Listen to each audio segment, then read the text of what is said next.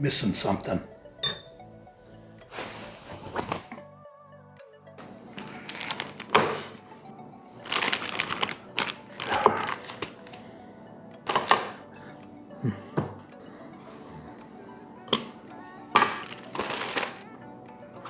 It'll do.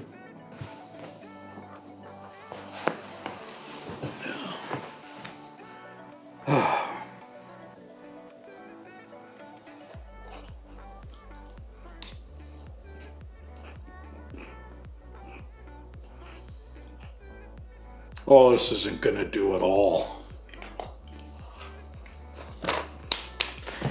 I gotta make some cheese.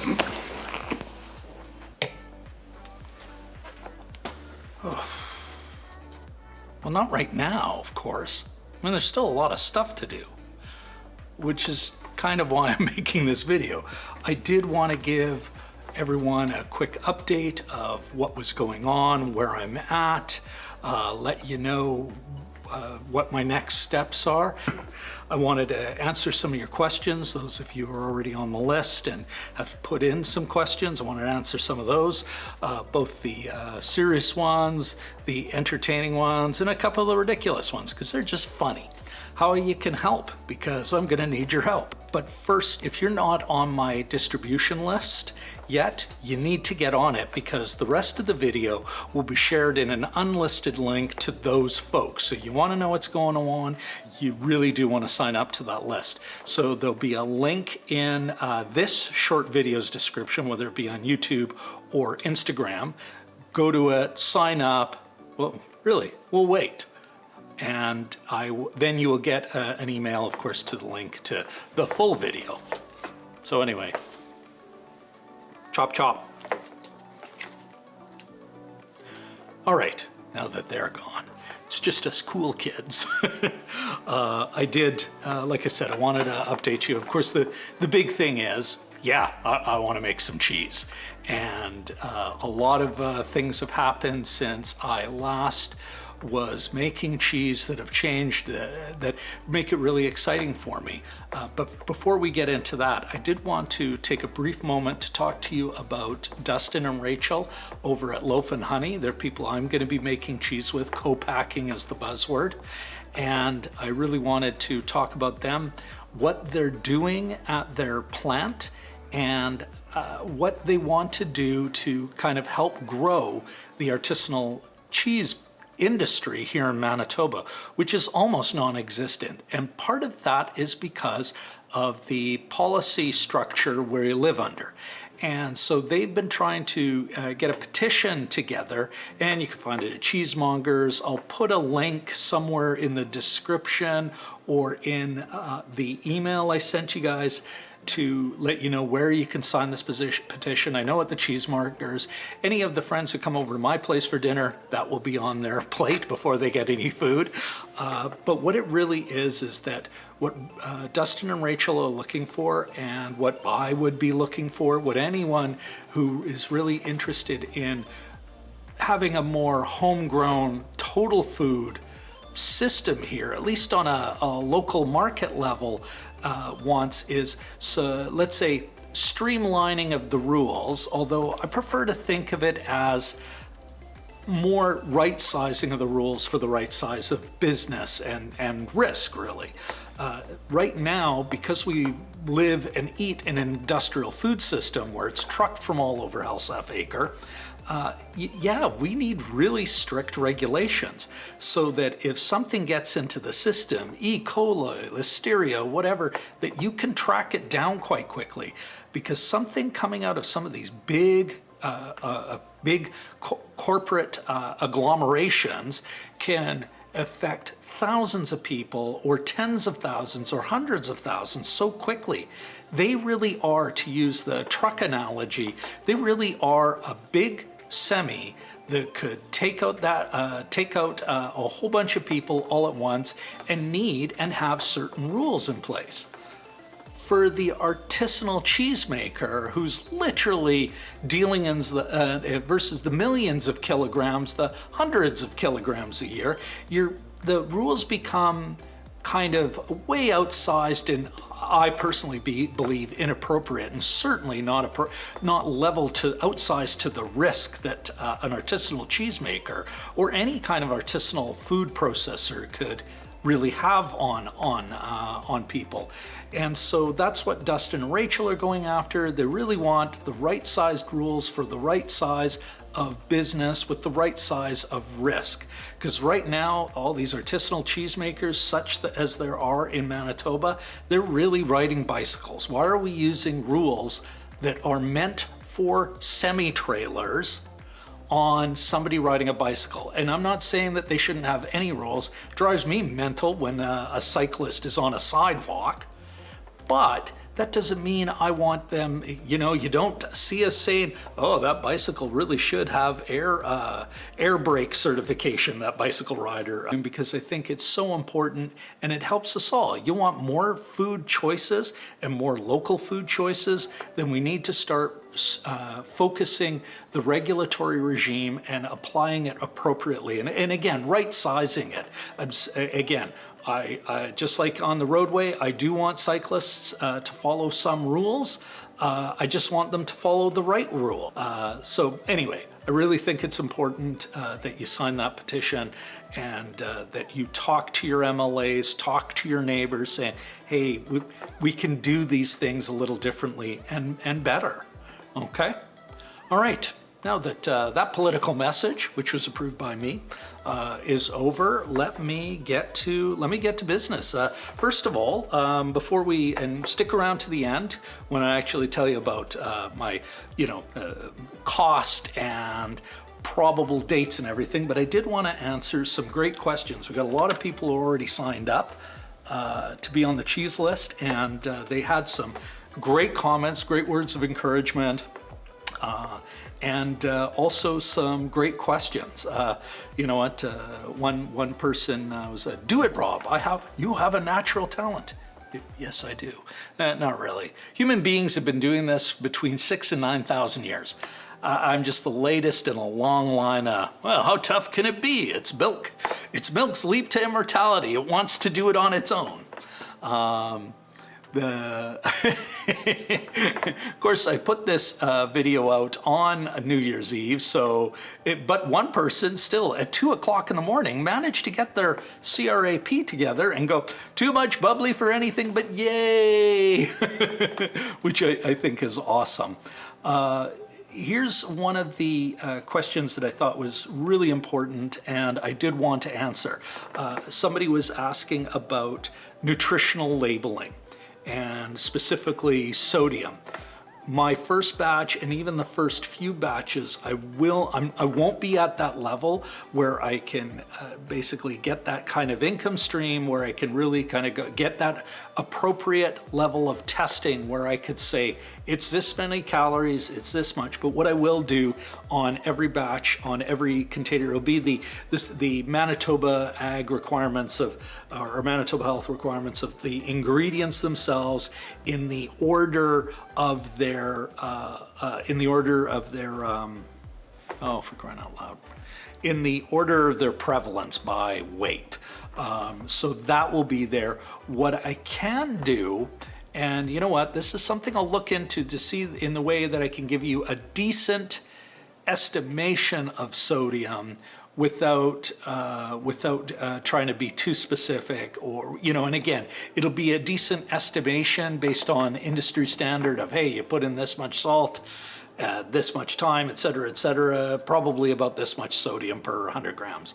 But I don't want to really, like, it would be just an approximation. You really have to do, it really has to be done. So nutritional labeling, not right away, but it is something for later on. I'm not a big guy for wanting to have this in every grocery store across the country, but I do see the need for nutritional labeling, and it is something that I would like to see my cheese, at least in local grocery stores, and that's a requirement, and a reasonable one. I totally get that. You come there, you want to be able to look at it and go, what the heck is in this? So I'm working on it, but not right away. What else? Love my cheese and thrilled to be able to purchase. Ooh, this person's a winner. she's a keeper. Ooh. Somebody who's in Toronto, can't count on her for numbers, but loved it. And once I figure out a way to get it to Toronto, apparently I have a customer there. Awesome. When does production begin? We'll come back to that later. More cheese, please. I'm doing my best. All right, what are my thoughts on global politics? Oh, well, that'll be in the next vlog. Apparently I should go girl. I was made for this. I'm not sure about that. Oh, here's both funny and I would like to comment on this. Can I make a beer cheese? Not really my thing, and just the way cheese and the way those cultures interact, throwing in some beer would probably not be appropriate. But I have heard of beer washed cheese. Like, so once the actual cheese is made, then they start washing the rind. I have heard of that. But even more importantly, what I've really heard of is that beer, and I experienced this with myself, beer makes a great, I mean, wine's fantastic, don't get me wrong, but beer makes a fantastic accompaniment to cheese, and it's something that, and it's almost impossible to screw up. And because I would almost recommend to always pair beer with cheese, in part because we got our heads so far up our you-know-what about wine that why get all hung up about something? If it's gonna help you enjoy your cheese more, ditch the wine, get a couple of good local craft beers. We're liking this renaissance of Winnipeg-made craft beers. Get some of them and just try them out and enjoy them and see what works for you. What else? Oh, when am I gonna fulfill someone's hangry? I'm working on it. You know what? Where can I learn about the product, including kind of milk, the process and everything? That's another fantastic question. What we'll do is, I mean, it's pretty straightforward. I use, unlike Dustin and Rachel, who experimented a lot, learned a lot about raw milk cheese, I'll be using local but pasteurized milk. The process is pretty straightforward. There is, other than all the stainless steel at the plant and the great what's the word I'm looking for? The great temperature control that you can have now. There is very little difference in the way I make my cheese and some Normandy grandmother 100 years ago made Neufchâtel. Like, I mean, you'd either have the fresh stuff or the kind of aged stuff. And yeah, there's very little difference in the way I'm gonna make my cheese and the way that woman, like in the early 20th century, the late 19th century would have made it. What I will do though is, especially in that first batch, there'll be regular vlog updates, especially for any of you folks who initially bought in, and to make sure that you kind of, enjoy the whole journey with me. And I think that's a perfect time to talk about, let me see, yes, there is still work to be done. Just so you know, guys, what I'm gonna do is I'm actually going to, the way I'm gonna ensure, because I really am not in a position where I've kind of done all my investment on this, and it's now time for me to just kind of see, do I really have a market? A lot of enthusiasm, but I've got to know. And what I am going to do, and this is the way I'm going to sell it, is it's going to be, for the first couple of times, it's going to be a Kickstarter, either a Kickstarter or Indiegogo. But I really do, there's a minimum volume of which I have to sell and kind of a maximum. And they're kind of close to each other on what I can reasonably sell, know that I can make a good batch without going crazy, without going super industrial, which is certainly something I have zero interest in, and get you guys a really good, honest to goodness handmade cheese. But what it is it'll be sold via Kickstarter. And so as much as I'd love you to buy a whole bunch of cheese, each of you, of course that's not reasonable, but I still got to sell 200 to 300 units of these things, little 200-gram packages. Think like a little bigger than Boursin. It is better. Boursin but better. Hashtag Boursin but better. But what I will need then for you guys to do is not just buy mo money, mo cheese, but share your enthusiasm for what I'm doing and for the cheese I've made and so many of you have enjoyed already. Share that with your friends, your other foodie friends, and say, hey, get on the list. Stay up to date and make sure you get involved in that first Kickstarter, because that's going to really be the proof in the pudding to not just to me but to Dustin and Rachel, other potential vendors. I'd love to see my cheese in places like the Cheesemongers and DeLuca's and Anders on Academy. I'd love to see it there, but they're going to need to know that no, there really is a market here of people who will go buy it. Maybe not once a week, or even, but once a month, maybe once every couple of months. Make that nice little treat for yourself. Gonna need that. And so it's really important that you guys stay up to date, spread that enthusiasm for what I'm trying to do. And yeah, when it comes time, when I put the final touch on you, because yeah, for one of those 200-gram things, $10 for you, $10 for anyone, but